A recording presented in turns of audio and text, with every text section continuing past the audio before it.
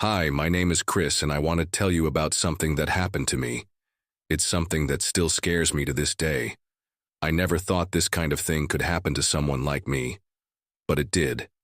This is the story of how my life turned into a nightmare after I married the woman of my dreams. I met Sarah when we were in college. She was smart, funny, and beautiful. I fell in love with her instantly. We started dating, and soon enough I knew I wanted to spend the rest of my life with her. After a few years, we decided to get married. I was so excited. I couldn't wait to start a family with her and grow old together. The wedding was perfect. Everything went according to plan, and Sarah looked more beautiful than I had ever imagined. We had a small ceremony with just a few close friends and family. We laughed, danced, and celebrated the beginning of our new life together. At the time, everything felt so right. We were happy. We were in love. But soon after the wedding, things started to change. At first it was small things that I didn't think much of. Sarah would act strange sometimes, like she was in a trance. She would stare at the wall for hours, not saying a word. When I asked her if she was okay, she would snap out of it and smile, saying everything was fine. I brushed it off as stress from the wedding and the excitement of starting our new life together. But the changes got worse. Sarah started acting differently at home. She would speak in a low, almost eerie voice when we were alone, and sometimes I would hear whispers in the middle of the night, but no one else was around. I tried to talk to her about it, but she would just shake her head and tell me I was imagining things.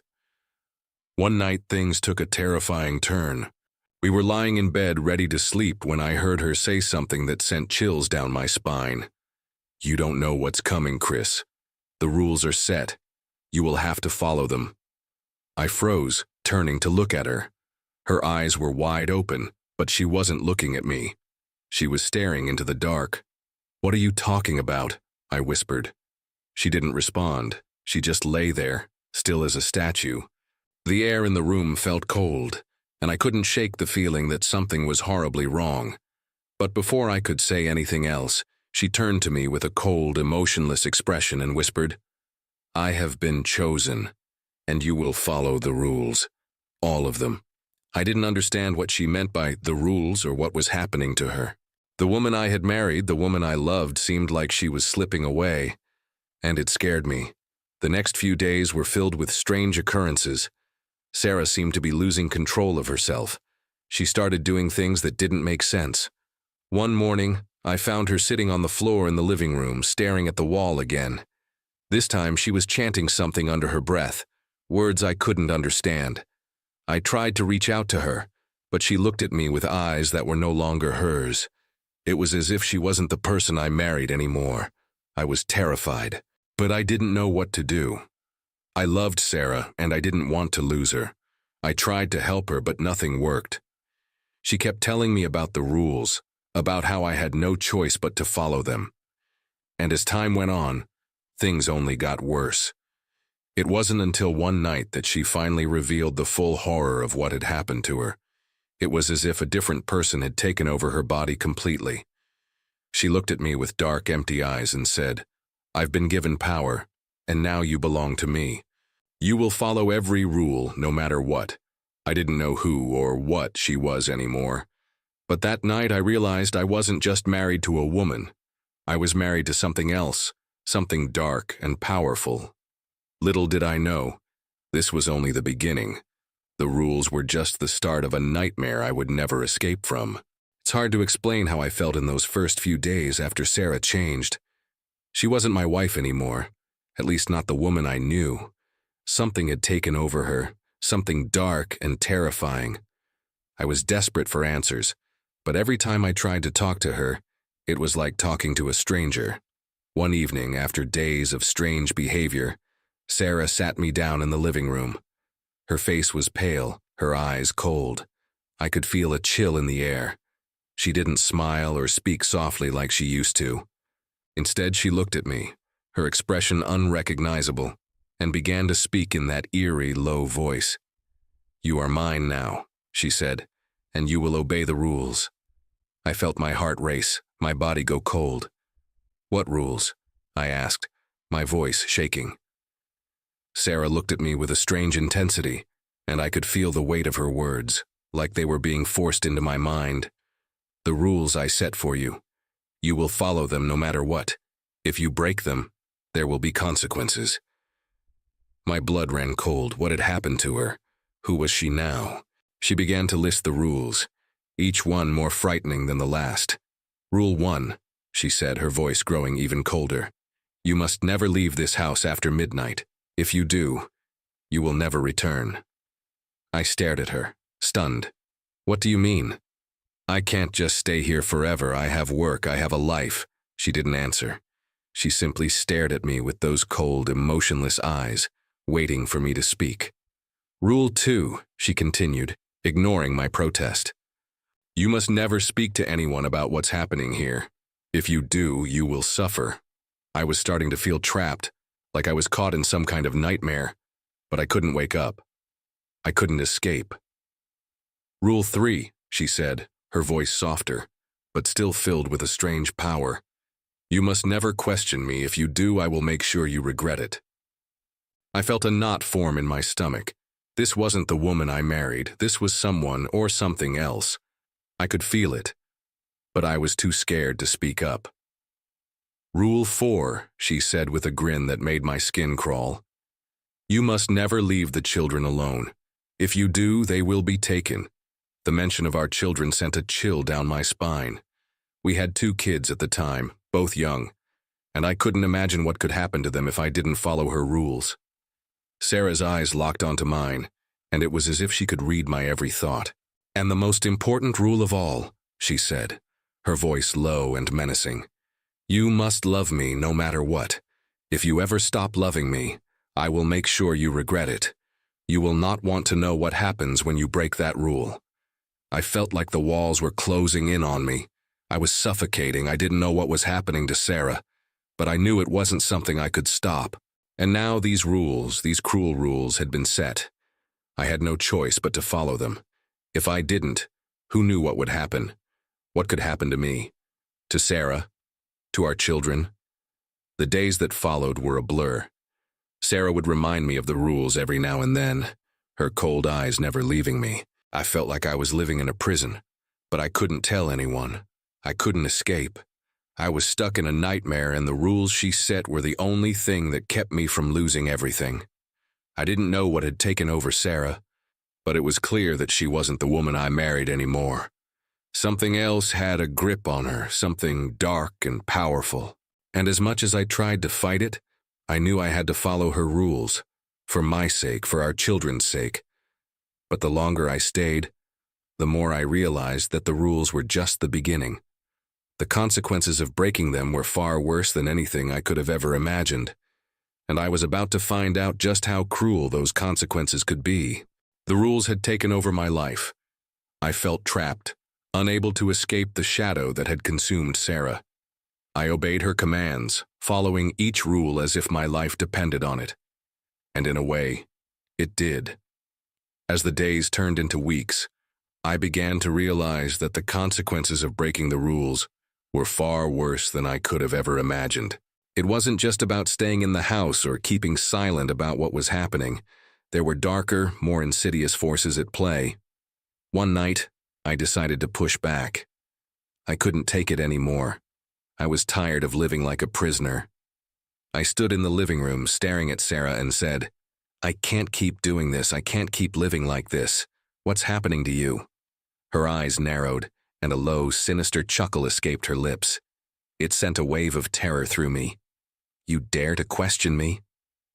She said, her voice trembling, and yet somehow it felt stronger than mine. I felt my knees weaken and I stepped back, afraid of the fury I might unleash. I'm not trying to hurt you, I stammered. I just need answers. I need my wife back. Her expression shifted and a menacing glow lit up her eyes. You don't get to want that, she said softly. I am who I am now, and you will accept me, or there will be a price to pay. I swallowed hard, my eyes brimming with fear. I'd never seen her look so frightening, so otherworldly. And then, the whispering began. It was faint at first, but it grew louder. It was as if the walls themselves were talking. The whispers formed words. He must learn. He must fear. He must obey. Sarah's eyes were focused on me, and her expression changed from menacing to serene, as if she were in a trance. Tears welled in my eyes, and I felt my heart pound. I didn't understand what had happened, but I knew that I had just crossed a line, and that night I experienced the first consequence. When I woke up the next morning, I found my back covered in deep red scratches. I leaped out of bed, yelling in pain. The marks were fresh, as if they had been clawed into my skin while I slept. I turned to Sarah, who was sitting on the edge of the bed, watching me with a blank stare. "Did you do this?" I asked, trembling. She blinked slowly and then, with a smile, said, "You broke the rule." I staggered backward, touching the marks, trying to make sense of it. I had never seen her do anything like this before, but it was clear that whatever had taken over her was punishing me. I looked into her eyes, hoping to see my wife again, but there was only darkness and a look that hinted at something ancient, something beyond human understanding. As the days went on, I realized that every time I tried to push against the rules, there would be a price, a deep price. The scratches on my back healed quickly, but they left scars that haunted me. I understood that if I wanted to protect myself, and more importantly, our children, I had to follow the rules, and so I did. The rules became my routine. I never left the house after midnight, and I always made sure to watch the kids closely, especially when Sarah was acting strange. And there were times when I'd hear footsteps in the house late at night, and I'd feel like I was being watched. I'd turn on the lights and see no one, but the most unsettling thing was that Sarah had set up additional rules for the kids, rules that they had to follow or else. I had 4 children, 2 boys and 2 girls, all under the age of 10. They were beautiful, innocent kids, and they didn't deserve the life we were forced to lead. Sarah had rules for them too. They were simple rules on the surface, but if the kids broke them, terrible things would happen. Rule 1, Sarah had told them once, never speak unless spoken to first. It was a chilling rule, especially for little ones. The silence in the house had become oppressive. The kids moved around slowly, almost robotically, their eyes always downcast, and their voices barely above a whisper. Another rule forbade them from playing in certain rooms of the house, places where I knew nothing good lived. The children would look at me with fear in their eyes when I tried to break the tension and distract them, and I could see that they had learned the rules by heart. If they made a sound, if they touched the forbidden rooms, or if they spoke out of turn, I knew they would be punished. One day, my youngest son, Jake, had a nightmare. He stumbled into the living room crying softly. Sarah was standing in the dark corner staring at him. She never moved, but her eyes followed Jake as he walked toward me. "Mommy," he whimpered, his eyes wide with terror. Sarah's voice trembled, and I could hear a growl escape her throat. "Back," she hissed. Jake froze, his small body shaking. I rushed to his side, scooping him up, trying to protect him. Sarah's eyes glinted, and her voice turned menacing. "If he speaks again," she whispered, "there will be punishment." I didn't know what that meant, but I held Jake tightly, terrified. The rules had taken over every aspect of our lives. I tried to remember what Sarah had been like before, and I longed for the woman I had married. But I knew that this was no longer her. I was living with something that defied all logic, and I was helpless against it.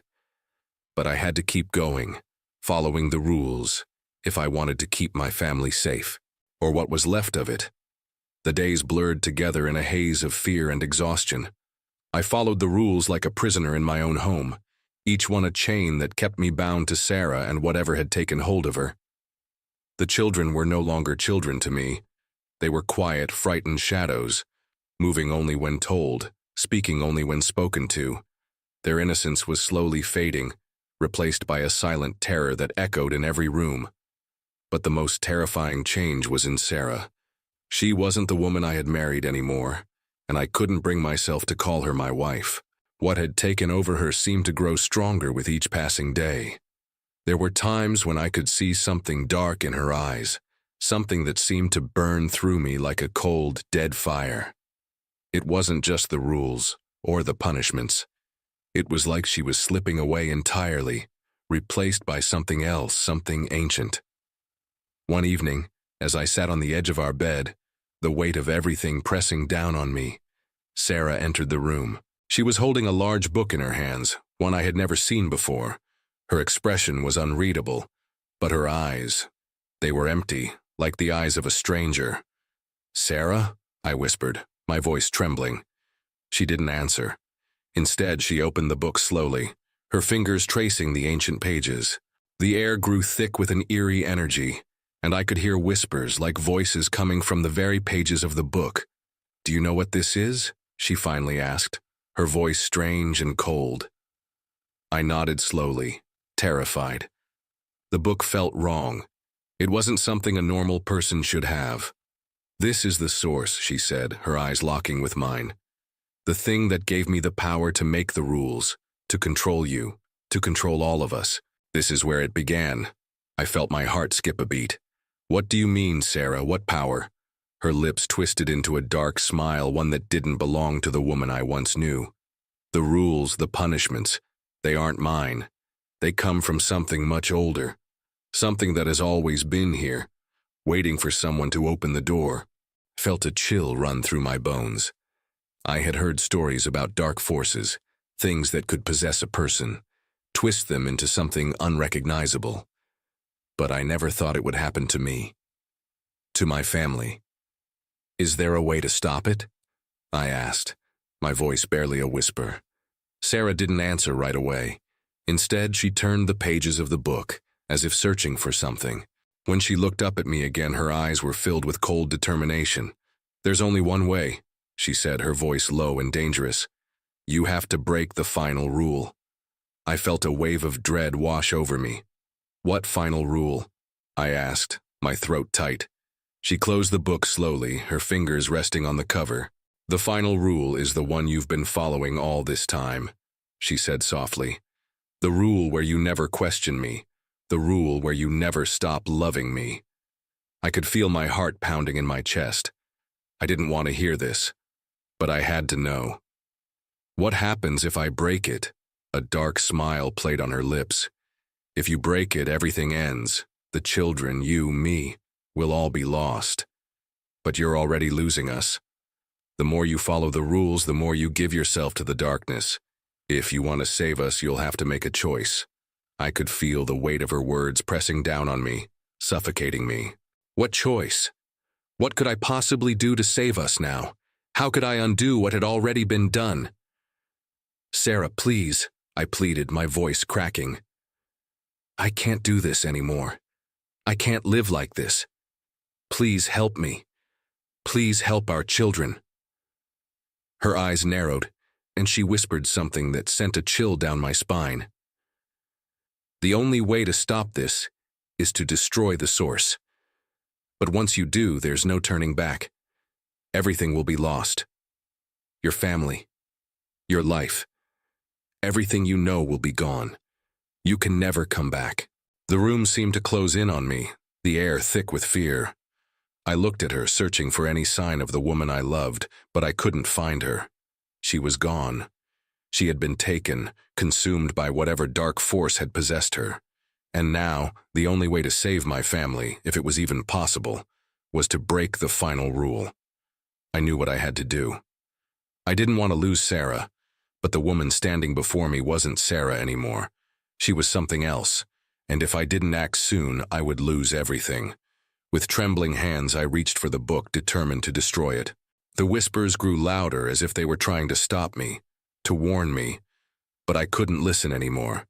I had to end this. As I lifted the book, the room seemed to shake. The walls trembled, and I could hear the sound of something ancient, something angry growling in the distance. But I didn't stop.